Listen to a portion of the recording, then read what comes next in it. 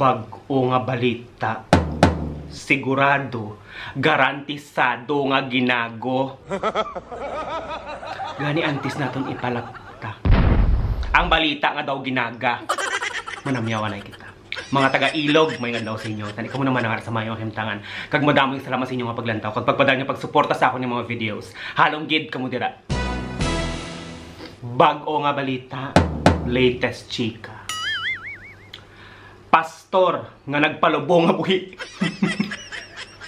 Nadayunan. Ginlubong sang iya sumulunod sa paglaom nga mabanhaw kaangay ni Ginoong Hesukristo. Pasensya lang gid. Patay gid ang isa ka pastor sa pungsod sang Zambia. Sang ini ang ginlubong nga buhi sang iya nga mga sumulunod. Ang pastor din kilala kay James Sakala sang Zion Church sa lugar nga ginatawag Chidiza. Hungod nga napalubong nga buhi ang iya pagbati nga mabana.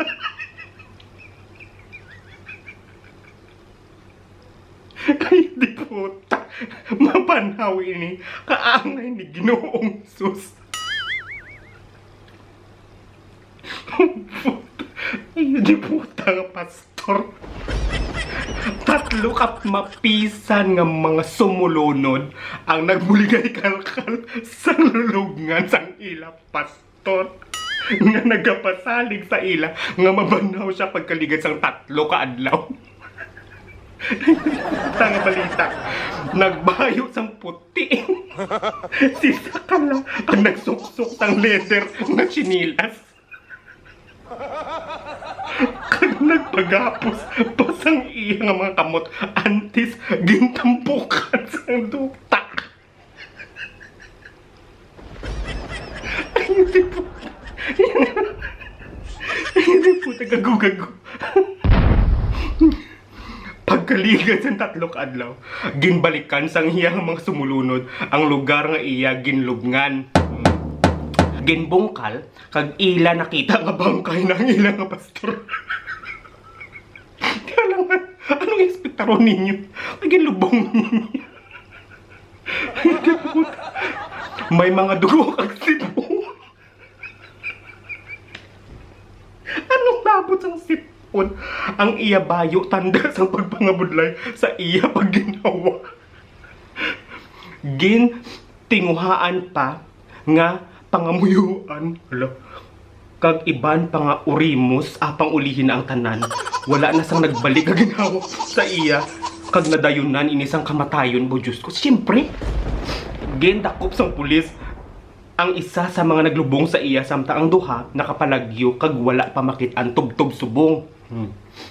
Ginbili ni pastor sa kalisod ang iya nagabusong pang-asawa. Si Pastor James Sakala napatay sa edad nga 22 kag nalubong nga may lungon. Nalubong na nga may lungon. Hindi puta. Pastor, ngumango. Ang mga sumulunod, ngumango. Kung gusto nimo magmilagro, baby steps, pastor. Baby steps ang ginatawag. Kana nag-umpisa ka sa 1 ka kilo nga bato, ginhimo mo sang 10 ka kilo nga pandesal.